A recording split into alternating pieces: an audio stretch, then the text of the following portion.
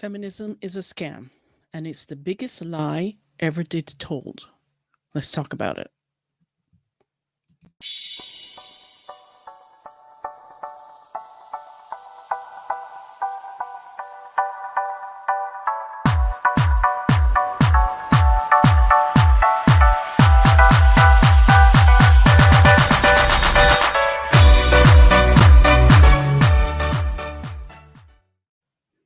Hey, Charisma here. Welcome back to Charisma Daily. If you're new around here, hello. Feminism is a scam, and it's the biggest lie ever did told. I once used to believe that feminism was a great thing for us women. It started out as a great thing. The reason behind it for bringing it into the world, for giving women the opportunity and the ability to vote, to be able to go into the workforce and all those things. But where it's at right now, this phase of feminism, this modern feminism, it is a scam, and it's a lie that the media, politicians, and people with in high places have been catering to this agenda to lead us women astray, and some men as well, because some men claim to be feminists and that they believe that they're supporting this feminism, that it's a good thing, but it's not. Where it is today, it is not a good thing. It is hurting women, and it's hurting men mostly. Like, the pendulum has swung so far that where we are right now, we're emasculating men, and we're seeing the rise of weak men. We're seeing that masculinity is toxic. You can't be a real man anymore because it's toxic. And what we're doing to the generation that's growing up, I don't know where this world is headed, because as if it's so bad right now, if men are being emasculated, real men, and then there's the rise of weak men, and then women run around pretending to be men, where are we headed? To an extinction, which I talked about in my last show. So go watch that or listen to it. You know, I used to be I used to believe that male privilege was real and that I was a victim of the patriarchy. But interestingly enough, you hear feminists talk about, oh, the patriarchy is keeping us women down. This is why we have to fight, fight, fight, fight. But yet, these feminists has expanded feminism and what feminism means to include men. We have men masquerading as women, and this has become a part of feminism, to be inclusive, to include everyone under the sun in this feminism. And the same patriarchy that they've fought for years and years against. Now we have men prancing around as women, participating in sports, women's sports, but they're okay. I don't hear any feminists complaining or saying this is not right. This is not what we fought for. We didn't fight and come into the ring to now what? Let men pretend to be women and outclass and outrank women in everything? Isn't that what the argument was about? That we needed equal rights and equality as women? This is a scam. And unfortunately, this scam continues because a lot of people has been brainwashed with this whole feminism, especially modern feminism. Where it's at today, it's just the things in the news, it's just mind boggling to me. I can't believe that people actually fall for this.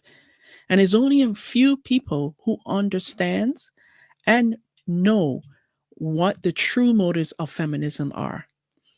I know that modern feminism is a war on true masculinity, the nuclear family, and the rise of weak men. Men and women are not the same, and feminists are demonizing and emasculating men. But if you don't believe me, I'm going to show you in my case studies, starting with this is boggling to me. Starting with a Texas college who highlights feminist word women. And I'll show you because you can't make this shit up. Let's just take a list. Let's watch, or I'll read it to you.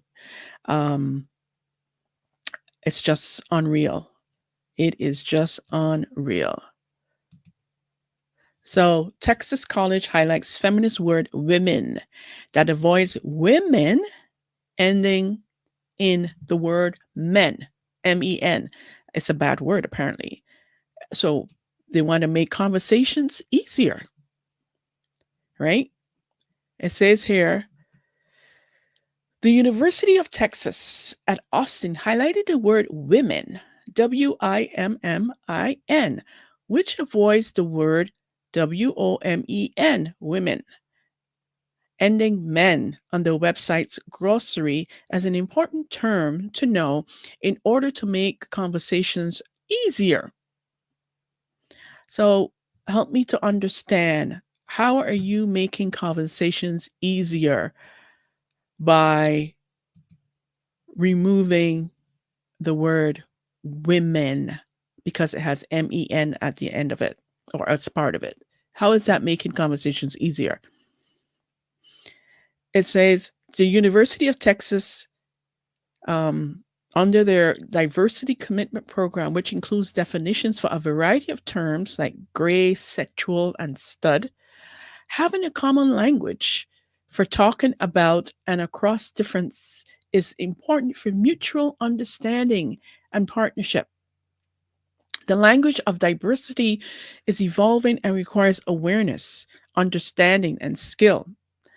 This glossary, though not exhaustive, is a tool to give the words and meanings to help make conversations easier, respectful, and empowering, the university website states.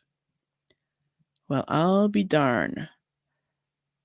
It says the glossary defines women, WIMMIN, as a non-standard spelling of the word women, used by feminists to avoid the word ending in men. And it has other definitions, several other terms for women, and it goes on, it goes on, and it goes on. And then there are some people that are saying have different feedback about this. It's just crazy. So let me ask you, when you've heard the word women or used the word women, is it offensive to you? So now you have to go and spell the word women, WIMMIN. What? To make it easier in conversations? So now we've removed the word men from the word women. Are we going to stop using the word men and man? Is that where we're headed? Help me to understand this craziness. Please. Somebody please help me to understand this craziness. As far as I know, back in the Bible, when God created Adam and Eve, he first created man, and he took a rib from Adam, man, and he created woman. So this is how we have the word, because Eve was a by creation of Adam, the man. So why are we having a problem now with the word women or woman? Because you want to emasculate and eradicate all men? Help me to make this make sense. Please do. Please. It's just crazy to me that that people buy into this bullshit. Like it is just crazy to me. Um, I don't even sometimes the words escapes me how, you know, people fall for this bullshit. So, moving on, we're going to talk about feminism. The biggest lie of feminism is that women don't have power. So, let's get into that. Women don't have power. So, this is written on a magazine called Evie. And it says feminists' biggest lie is that women don't have power.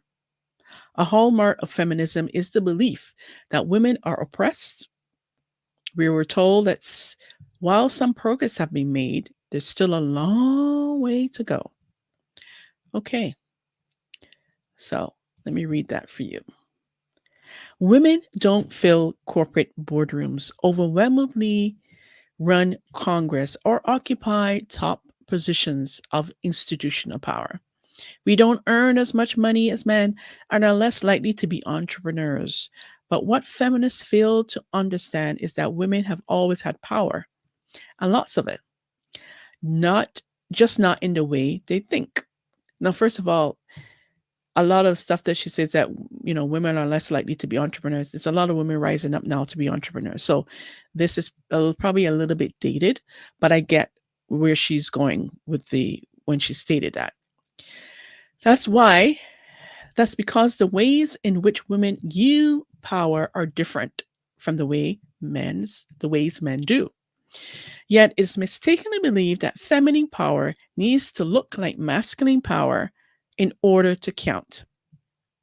While men hold power when it comes to things like engineering the world, directing people, making money, building structures, and guiding businesses, women hold power when it comes to being nurturing, communal, and setting standards for social behavior. Okay? So stop the lie that we don't have power. As a matter of fact, I think that we have outranked men when it comes to power. In this day and age, women hold power. Women hold the power.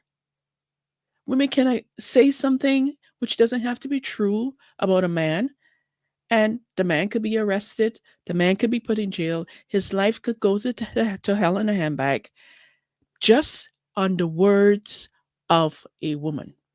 Now, isn't that power? It doesn't have to be true. There's so many cases that are showcased here on this show where a woman said something, accused a man of something that did not happen, and his life was ruined. Oh, let's talk about divorce. 70 to 80% of women file for divorce for whatever reason. And if there's children involved, I would say, probably about 95% of the time, or maybe it's a bit higher, they gain custody of those children, whether or not she's a good mother or caretaker or whatever. Most of the time, majority of the time, the man does not get custody. Okay, so we don't have power, really? Anyway, let's continue. Women's power looks different than men's. Feminine power can be easy to overlook because it's not as immediately obvious as the power of the masculine. People look at the top Fortune 500 boards or the halls of Congress and don't see a lot of women and take that to mean that women are oppressed. But it's just not true. Female power doesn't lie in the same realms that male power does. We're not as competitive or physically dominant. We're not as interested in STEM and finance. So STEM is like certain types of industries, right?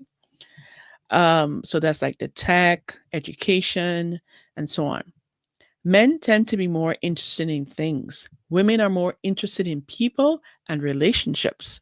But that doesn't mean that women totally lack power. It never has. Women have always had power, and lots of it. Let me repeat that. Women has always have lots sorry, women has always had power and lots of it. Men certainly are drawn and shine in certain power categories, dominating corporate boardrooms, holding political status, making lots of money, leading groups of people, or having decision making ability over a group of people are always ways to hold power. But these are traditionally masculine realms of power and agency. To determine that the absence of women in these realms of power means we're oppressed is to make a grave mistake.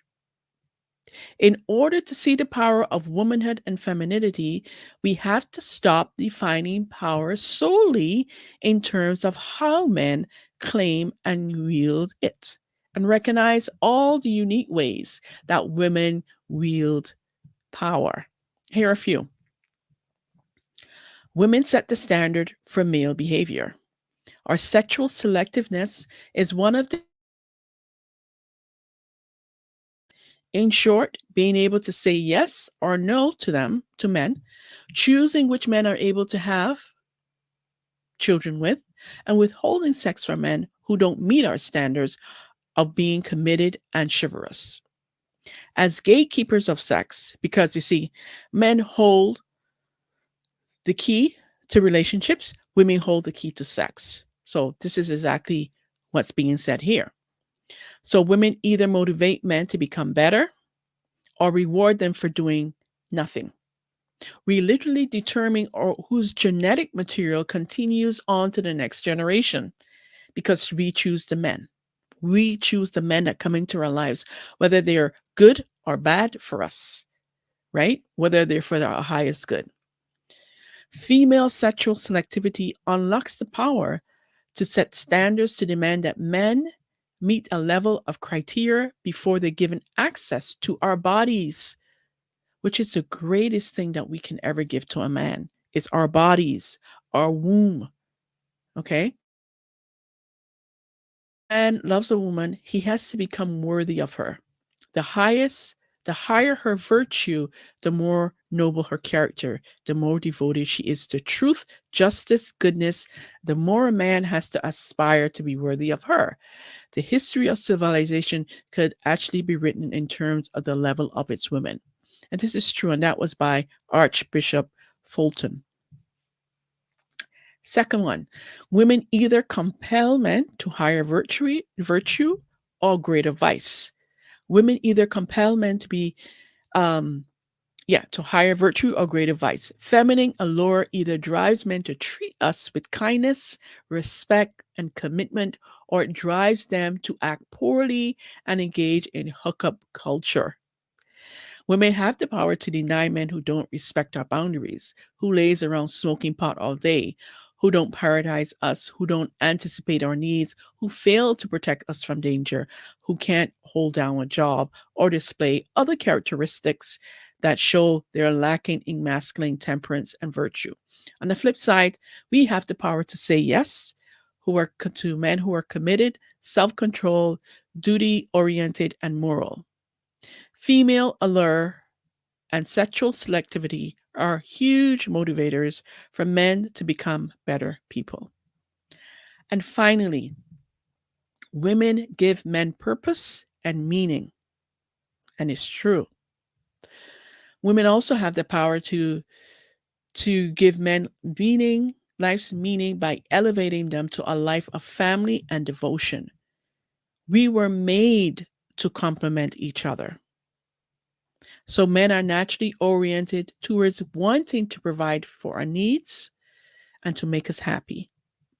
Without a woman in his life to protect and to provide for, a man's life is often demoted to empty, individualistic materialism and meaningless boredom.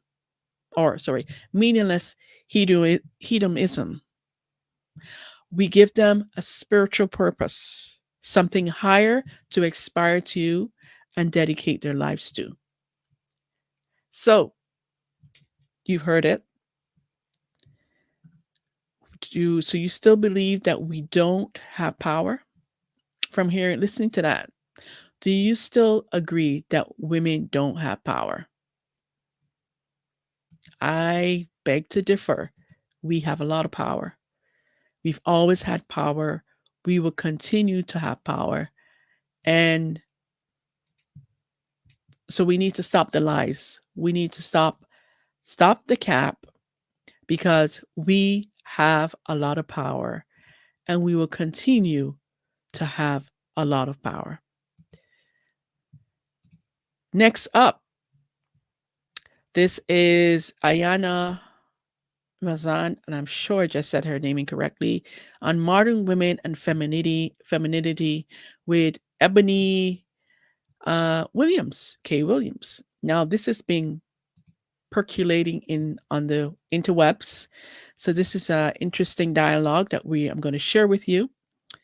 So let's get into it. Yanla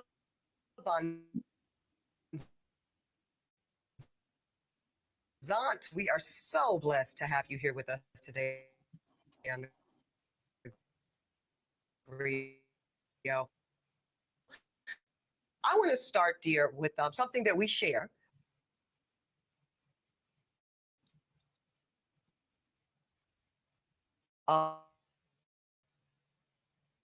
which is that we are both attorneys by trade. Very masculine and very intellectual, almost stripped and robbed of humanity. It really shows the dichotomy between the letter of the law and the spirit of the law.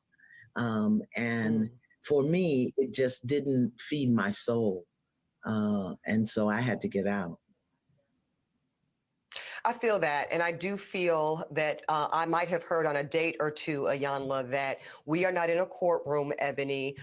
You can put the gavel down, and I do, I do feel it can spill over into the way I show up in my womanhood, which is really the center of this conversation today, Ayanla. We want to discuss masculine energy, feminine energy. I do want to start with kind of a news framing, which is that women's rights across the country, especially Black women's rights, they're under attack. Lots of laws are banning abortions. They are regulating what we can and cannot do with our bodies. What do you think happens for Black women when this type of siege is at play and we don't feel we have anyone to protect us? Right. Well, the first thing I think we do is we go into anger. Anger without a clear ask. It doesn't make sense to be angry unless you got to ask. What is it that you're asking for? People can say anything in the world, but that do it, it doesn't mean that they get a right to affect you. But because so many of us are programmed and conditioned and educated to think like men, we respond like men. And when I mean men, I don't mean two-legged beasts.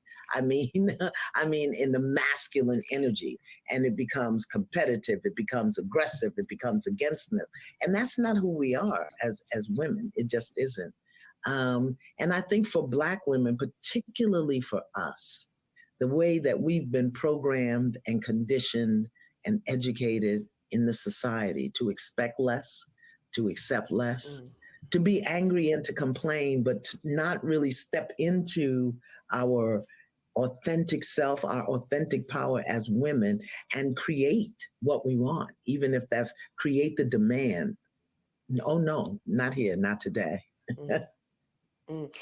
Okay, I hear you articulating, Ayanla, this masculine energy traits, the competitiveness, the assertiveness.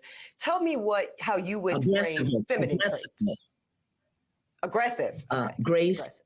Yeah, aggressive, not assertive. It's okay for a woman to be assertive. Grace, first of all. I think we've lost our grace. True. We move in such a harsh and hard way. Grace, compassion, nurturing, nourishing, elegance. How about majesty? How about divinity? How about holiness? This is not a language you hear coming out of most women's mouths, but they'll talk about being a boss, being a diva, being, in charge. And some of us are either not seated in our throne as queens, or we're in the throne and the crown is crooked. Meaning we're in the throne and we don't really know how to hold that place without the masculine aggressiveness and demanding and attachment. And it's killing us. It really is. So in a recent interview with our dear friends over at the Breakfast Club, that went very viral for very good reason, you said that women are being trained to be men in skirts. Yeah. I will acknowledge, I will say I was triggered. I was a hit dog, and I hollered to the entire production team to get you here today, because I actually think you're right. I think you're right, It's true. I do think that I'll just speak for myself vulnerably. When I think of a masculine posture and what I would expect a man to do in my life, two things come top of mind, and they are provide and they are protect. And when my lived experience, and I think I'm still relatively young, I guess, but I'm 40 in September. So, you know, I've had some relationships. And I've yet to find a man who has shown, I mean, this includes even my father, who was absent. I've yet to have a male energy that provided or protected me consistently ever. So I think that I have taken on the reins to protect and provide for myself. Because what I'm not going to do, Ayanla, is be without. Baby, it's not happening. Be without what? So that would what? Be without protection, and be without the necessities of life. Okay. But I say that with an invitation, Ayanla, check me. Show me the error of my ways. Tell me how I might be missing it, because I might be. Well, I think we attract what we are. So if you've been attracting men who don't provide and protect, maybe you are always in your masculine and they don't think that they need to provide or protect. You're providing for yourself. You don't need a man. Most women, modern women, they say they have the attitude, they have the energy. I don't need a man. And for me, just listening to her, that's, to me, that's what's coming across. Her being a lawyer, which is cool. I love lawyers, male and female, and I think it's great that she's a lawyer. But at the same time, even before she became a lawyer, I think what I'm sensing is that she was always in her masculine. And when you interact with men, they can pick up on that, and they can feel from you that this chick don't need me. What am I going to provide for her? How am I going to protect her? Because she's more of a man than I am. So I think, it's true that we attract what we are. So she's attracting someone in opposite to who she truly desires, because she's attracting who she is, right? Let's continue. Okay. I too am an alpha woman. So I understand what that means. And I tell people all the time, I was a horrible mother. I was a great father. And I was a horrible mother because I'd never been mothered. So I didn't know how to affirm, how to nurture, how to nourish, how to guide. I knew how to direct, how to demand, how to discipline, and like you said, provide and protect. Those are masculine energies. And the distinction here is men build, women create. So we know how to build. We know how to get to the external and get the work done and drive and push and do it. We don't know how to be still, create it, and allow it to come to us. And I learned that when I lost everything. I learned how to create because I had already built and it all crumbled. The house, the husband, the job, the contracts, the professional career in the world, stripped of it all. Wow. All the attachments, the necessities of life, the creature comforts, until I was stripped down to the bare bone. And then I had to learn how not to build. Build is external. Create is internal. And we as women have the power to create and attract anything we desire. Yes. But we don't get still. We won't shut up. And we manage everything through fear, control, and survival. As opposed to feeling, knowing, and blooming or flourishing. Complete different thing. But since we've never been trained, we haven't been taught. So we do it the way we were taught to do it, which is very masculine in nature. That's very true. And very external. I feel that you are describing me to a T, Ms. Iyanla. Now, is this why you are conducting a rites of passage program so that women, all of Black women in particular, can learn to create? Women, so that we can learn our authentic power, that we can learn the distinction between a powerful woman and a woman in her power. There's a distinction, but there are skills and tools and practices and processes that we have to learn at every age. The 20s have a process, the 30s have a process, the 40s have a 50, 60. We each have a process. And if you don't learn your 20 process, you're going to be doing it at 50. If you don't complete your 30 process, you're going to be doing it at 60. And that means you'll be running on overdrive instead of seated in your power. Yes. And the secrets are there. They come from our culture. They come from our history, but no one has taught us. So me, as a descendant of Africans and Native Americans, I have a very lovely blend and mix. And I just, for a long time, I didn't do it because women in general, they don't want to hear. They think their way is right. And I'm crazy when I say sit down, shut up, and listen, and you can create what you want. They don't want to hear that. Wow. That's well, deep. I want to hear it. So tell me when the sign up is. I don't want to miss it. Let me know when you're taking registrations because I am curious. I had a very lovely single Black mother, and I'm going to get to the statistics on single Black motherhood and family life. But she was, by definition, more of a father figure in terms of providing and protecting. And I think that's very common. So according to the U.S. Census, Iyanla, 23% of households in the country are single parent households. And we know 80% of them are led by women. How does this affect the child? Both little girls, little boys, non-binary children. How does that frame their expectation non-binary children when the mother is in charge? It all depends on what the mother or the woman demonstrates about being a woman.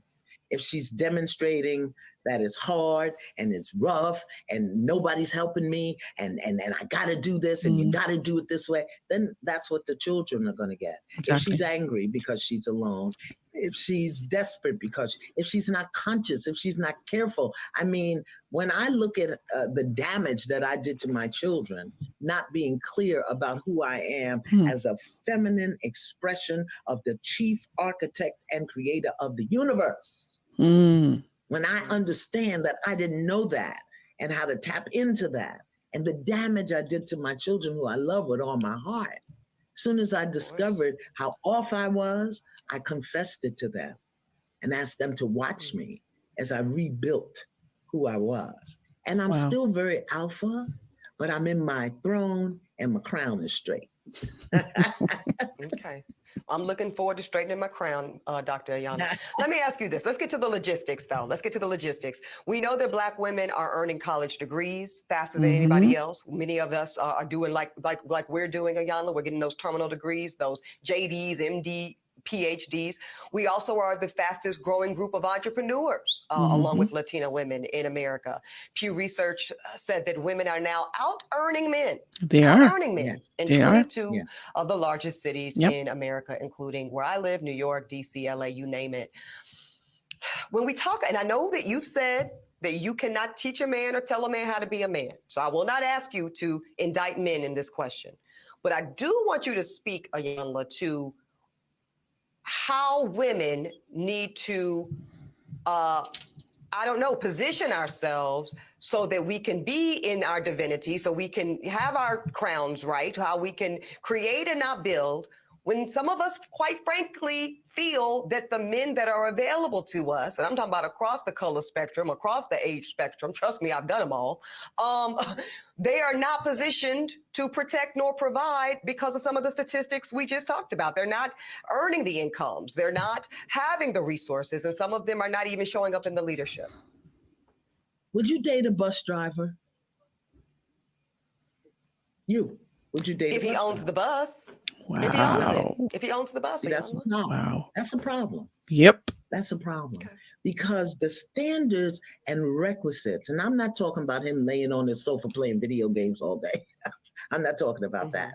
But the standards and the criteria that we use to measure men Mhm. is off for who we are Yes, as women yes, and who they yes, are in this society. yes, yes, and yes. Let's rewind that. Now, look at her facial expression, the way she batted her eyes when Ayanka asked her, "Would you date a bus driver?" Let's let's rewind for a minute.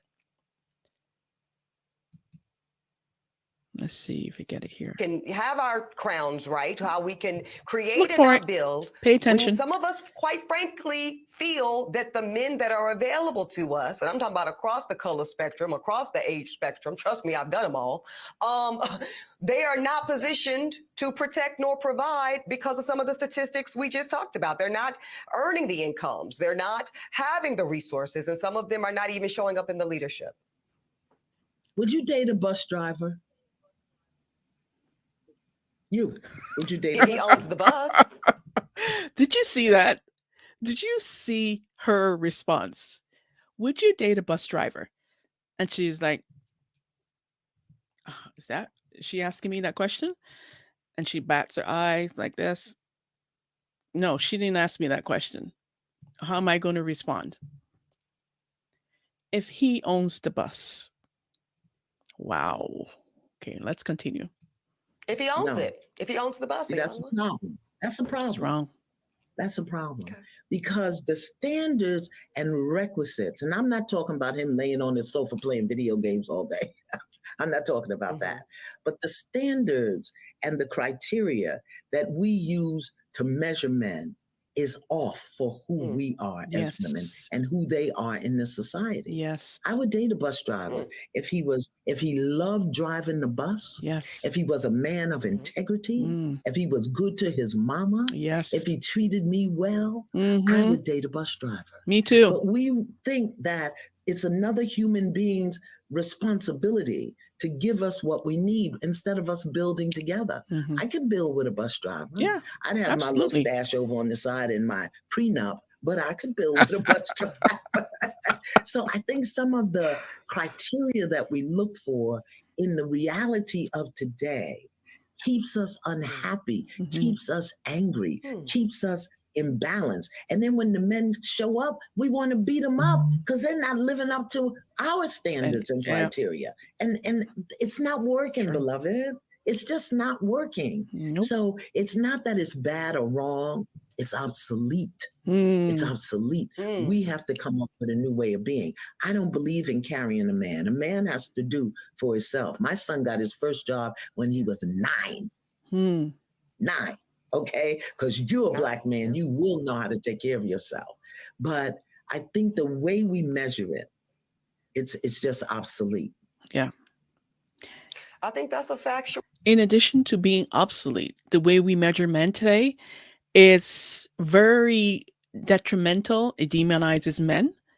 When a woman reaches a certain standard of life, when she's making a certain income, like this classic person here, Ebony, um, she turned her nose up at average men. A man driving a bus. This man may be the greatest man on earth, but because he drives a bus, you don't know how much money this man has in his bank account. This man could have been saving for years. This man could have owned his own home. He could be set for life, but he just likes driving a bus. He likes interacting with people. He likes greeting people every day. It's something that gets him out of bed every day. You know, can you imagine a world without bus drivers? Or can you imagine a world without garbage collectors? Or what else can I think? Blue collar workers or people who build houses, construction workers, mail persons, or I don't know what they call these days, mailmen, if that's the right word of calling them. But the person who delivers your mail.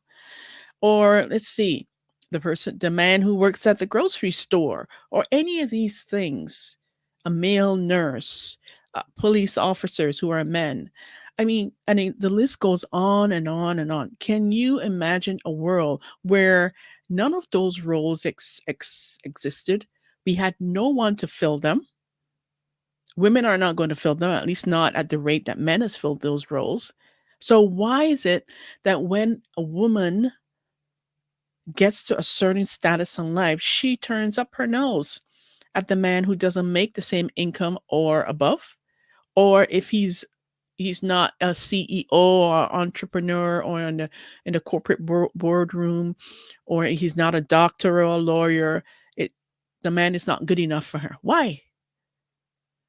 It has changed. Like Anka has said, the way we see, we treat, we engage men, it's obsolete and it's hurting men.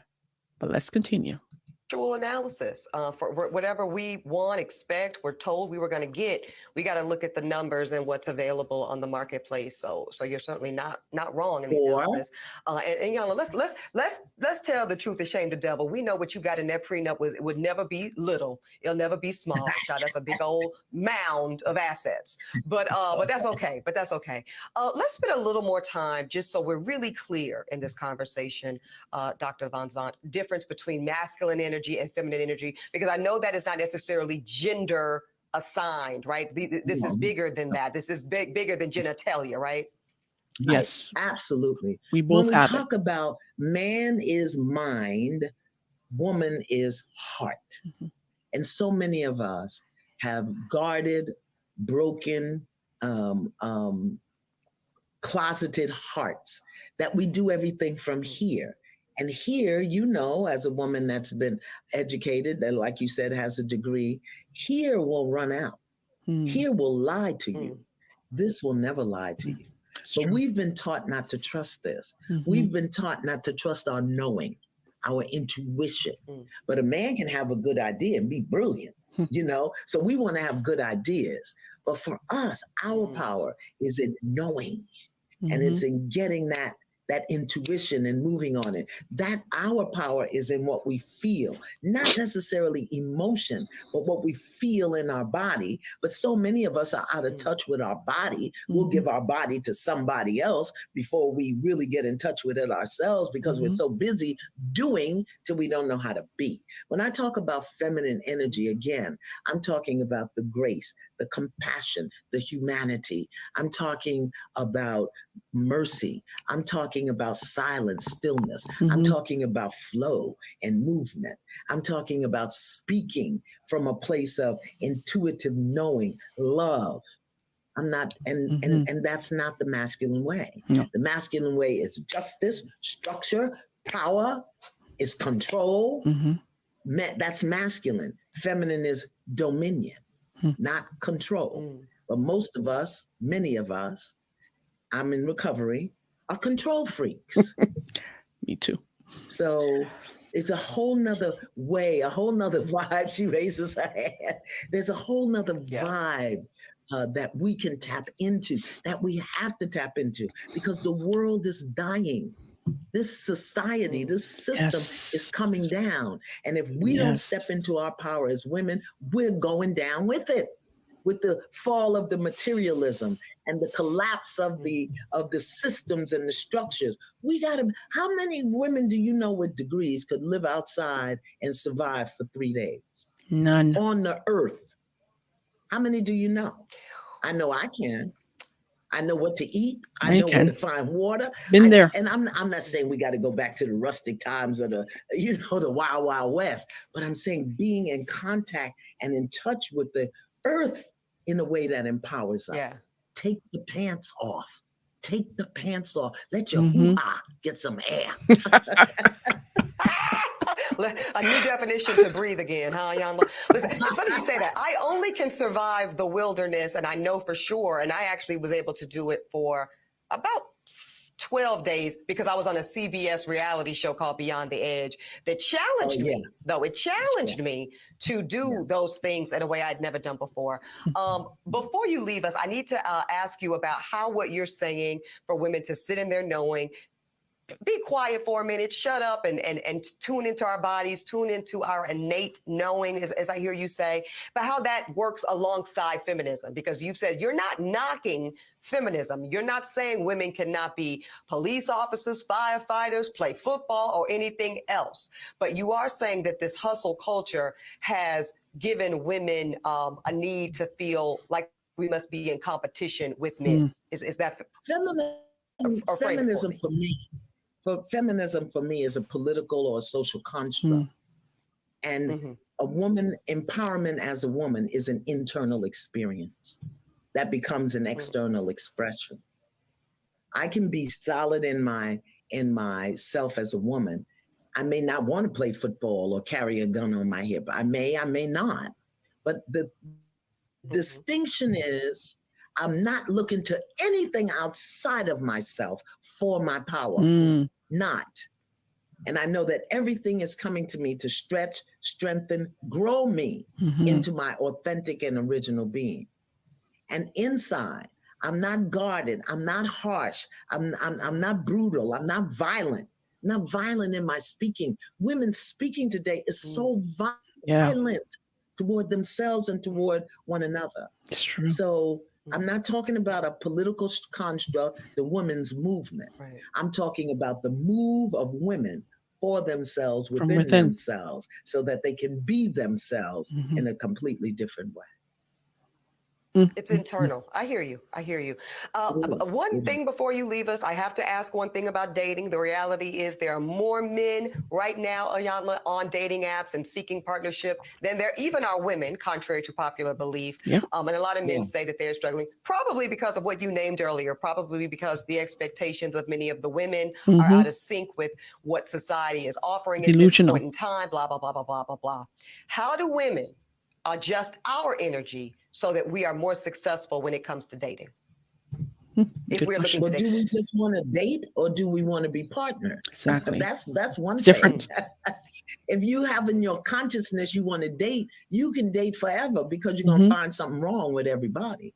But if you want to be partnering, my question is, what is your vision? What is it that you see for yourself, within yourself, about being in partnership? And are you willing to be in partnership as a woman, or do you want to be a dude having a relationship with a man? And when I say a dude, I mean how you manage yourself, how you talk to men.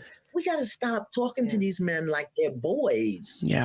Even if he is driving the bus and he don't own it, or picking up trash, even if he did this 7.5 to 15, that doesn't give us a right to use this divine instrument called a throat and a voice to bring him down. demean somebody. But you know what? If we demean each other, we're going to demean our men. And we have to remember as women that while we, you put a woman, she's got to feed the babies. So she's going to do what has to be done. We have a level of tenacity that many men haven't experienced, particularly men of color, because their genetic memory is that if they're too much, if they're too grown, if they're too big, if they're too smart, they're going to get hung. That's a genetic memory. So we have to understand that who they are as men, I don't want to say is fragile or delicate, but it's more sensitive to our mouth. And our mouths are just, our mouths are out of order. I'm sorry, with each other, but definitely with men. It's, and I'm raising my hand. The only reason I can speak this is because I've lived it. And I knew how my life changed when I shifted from external masculine aggression to an internal knowing, where I get my guidance and my direction. It's just different. And most women think it won't work in the world. But look at me. And there are hundreds of me. I'm not alone. There you go. Indeed. Ayanla Van Zandt, just eye-opening. When I hear you talk and I hear the themes and even the tone, it's very Maya Angelou to me. It's very it is very, which is I intended to be the high compliment that I believe you received it. And none of us are beyond growing and learning. So I deeply appreciate the exchange and the wisdom. Final words to leave us with today. My sister women, my sister women, my sister women. Not how we are is not bad or wrong. What we've done is not bad or wrong. What we've been taught or learned wasn't bad or wrong. Let us just consider that there's a greater possibility and another way to be. Amen. Up for consideration. I'll put it under advisement, Dr. Bonzar. Thank you. I'll take it under advisement. Well, I want to encourage Thank you, you. take it to heart. Take it to heart. Not put it under advisement. Take it to heart. I know. I'm just kidding. No, I do feel the possibilities of what could this look like in a different way. I Yeah. feel that on a Interesting. spiritual level. So thank you for challenging Thank that for many of us. All right. So you've seen it. You have seen it and hear from the horse's mouth. She wouldn't date a bus driver because she thinks she's better than the average man, the man who drives a bus or, probably takes out the garbage. Well, if we need to shift our mindset and the way that we view men in this modern society. The way that women, black and white and all colors, all races, treat men, especially in this modern society, is really toxic, is demonizing, and we are emasculating men. We're emasculating real men. So if you're out there, you're trying to find a man, but yet you have your nose turned up. You think that you're too much because you have a degree, you're a lawyer or a doctor or whatever, you have 6 degrees and you're making more money than him. You think that you're above the man. But I want to invite you, ladies, who are in this position to consider that there are more men in the pool who are like that, who are good-hearted and kind-hearted, and who wants to settle down, who wants to build a relationship with a woman of purpose and a woman of character and a woman that knows that can bring, love and peace and happiness and joy to his life. There are a lot of men out there, but we need to change our attitude as men, as women, I should say. Moving on now, to follow up to Ebony's, turning up her nose on bus drivers. She got quite a bit of backlash. So I want to share that with you, where she went on, where she came back, and she doubled down on why she wouldn't date a bus driver. So we're going to get into that right now. But it's really interesting, even after having a conversation with Ivanka, if I'm saying her name correctly, she doubled down on her stance. And it was quite, I haven't seen the full response, but it was quite, as I've heard, quite the response back to why she not dating no bus driver because, they're beneath her. She thinks that bus drivers should not be in her league. And she had a lot to say. Let's hear what she has to say. Let's make this bigger. You're doing your best. Look at this. Well, it's 50,000 plus comments posted on social. I only saw a handful that even considered the possibility of a bus owner being a more aspirational position and recognizing that I am actually speaking and pouring into the ascension of Black men. No, you're not. You're not speaking into no ascension of Black men. Come on. What are you talking about? You are speaking down to men. Then you would never date a bus driver. Okay, I get it. We all have our preferences. But at the end of the day, the question was that Ivanka asked you, would you date a bus driver? It had nothing to do with your preferences. It had to do with your state of mind and where you see yourself in the world and who you think that you're above. You weren't speaking into no ascension, because if you were, your answer would have been yes. And you would see no problem in dating a bus driver. So stop the capping, please. When I said what I said. But see, no, some of y'all were too busy naming and shaming me personally and Black women in general as undesirable, gold diggers, and much worse. Okay, no. They didn't talk about other Black women. They spoke about you, because you're the one that said you would never date a bus driver, only if he owned the bus. That's what you said. So stop bringing other Black women into this. I mean, a lot of Black women do it, and women in general do it. But in this case, we are talking about you. Okay? Now, I suspect that some of y'all are the same men that were bringing home C's and D's on your report cards, only to then be Wow. coddled by parents that said, well, that's okay, as long as you're doing your best. Well, listen, I love and Mm-mm-mm. believe in the excellence of Black men. So, no, my dear, C's and D's or any other form of mediocrity is not okay. Wow. No, I will not create a soft place for you or anybody that I love to fall comfortably into the bigotry of low expectations. So I'm going to say one more Wow. time, there's absolutely nothing wrong with driving a bus. My mother Gloria drove one for years. Mm. But could it be that Black America has been sold a narrative of average, regular, and typical being good enough for us? Well, see, that's called white supremacy. Oh And in boy. this case, it takes the form of conditioning Black Americans to happily accept being a permanent American underclass. But see, because I know the truth about Black. Okay, let's pause right here. Let's take a pause. Now she's talking about white supremacy.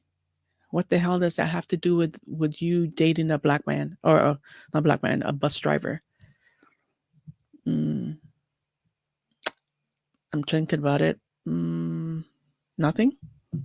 And that these men who drive buses are average. They have CDs and whatever grades that she said. And here she is. She's talking that she's elevating, but she's actually putting down and reaffirming that that was her stance in putting men down because the man drives a bus. I don't understand it. And now it's all about white supremacy.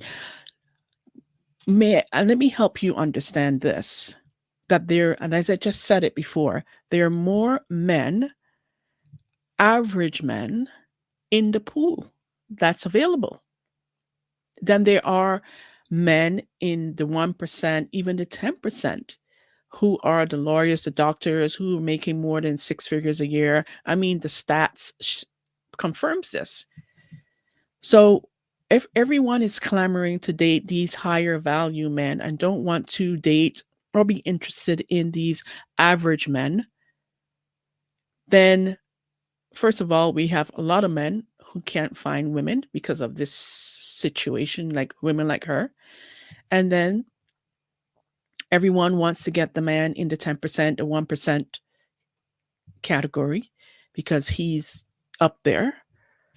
So don't you see that you're contributing to the imbalance that we have between men and women, whether you're Black or white, Indian, or whatever race that you are, especially when it comes to women, modern women in North America, in this modern society. And it's totally ridiculous. Folk in Let's continue. America? No, average is not and will never be good Good enough for enough. me. And the Wow. gag is, I don't think it's good enough for you either. So out of Mm-mm-mm-mm. the 50,000 plus. Wow. So did you hear that? Average will never be good enough for me. And she doesn't think that average will be good enough for you. So let me know. Would you date a bus driver? If you're a woman, would you date a bus driver? If you're a man, there are women bus drivers. Would you date a woman bus driver? I'd love to hear. Moving on, because the BS is real. I want to wrap up and close off with something funny. Um, just it really demonstrates the where we're at in this society when it comes to men and women, when it comes to this feminism as a scam and the biggest lie ever did told. The lies that so many people have brought into, so many women have bought into. It's a lie. It's a scam. And I'm my purpose with my show, the channel, is to really uncover these negative impacts that feminism is having on society and how it's emasculating men in general, and really, really painting a narrative that is not good for our society. So, in closing, I'm going to share with you here what Mr. Andrew Schultz have to say about this whole feminist nonsense because it's ridiculous. It is absolutely ridiculous. And as I get prepared for that, let's see here. Okay, so we got that. Here we go. Let me make this bigger. How are we going to get in the same, ladies? How are we going to get in the same page? We agree on most shit, right? You think that we disagree on a lot, sweetheart? Like what? Like what? Really? I went to one of them women's marches and we had a lot in common. I saw those girls screaming, "Free the nipple!"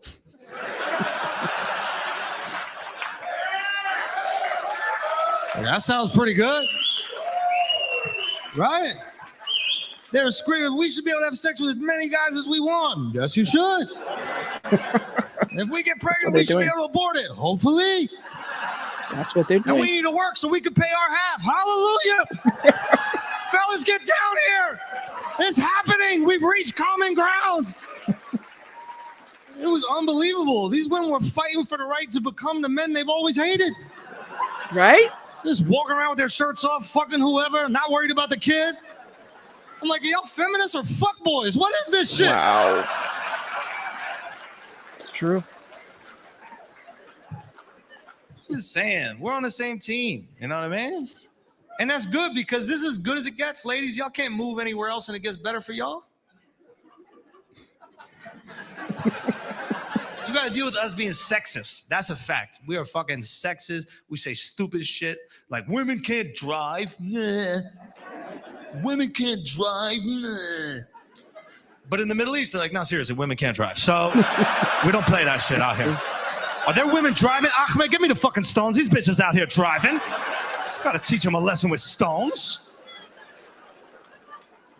I'm not saying there aren't things that y'all gotta go through. Obviously, you know, like you might have a daughter that has low self-esteem because she's comparing herself to these unrealistic images every single day, and that's really fucked right up.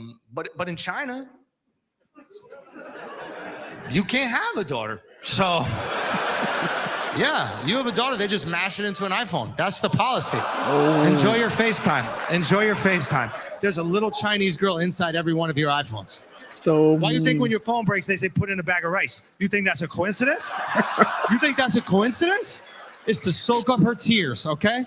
Have some respect.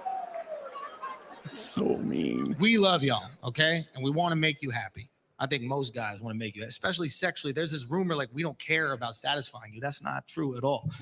We feel pathetic if we don't satisfy you. That shit is just mad difficult. If we're gonna keep it a buck, it's tricky, yo. The clit, I don't know exactly where it is. I still do Ash Wednesday every time I'm down there, dog. Right? Like longitude, latitude, you bump into it. Father, Son, Holy Ghost, Father, Son, Holy Ghost. You do that enough times, you get baptized. Oh, what up, guys? My gosh, that is too hilarious. That is too funny. There you have it. I've showcased some case studies that shows you that feminism is a scam and it's the biggest lie ever did told. And we will continue to see these things as things get worse in this society that we're living in. As the emasculation of men continues and we see the rise of weak men. God help us all. And that's all I have to say about that. Now, before you head out, remember to like this video, comment. I want to hear from you as always. Give it a like, share it out. Come join me on a live episode of the show. I want to hear from you. I want to see you participating. And remember, people don't have to like you. They don't have to love you. But when you look in the mirror, you better love what you see. Take care and bye for now.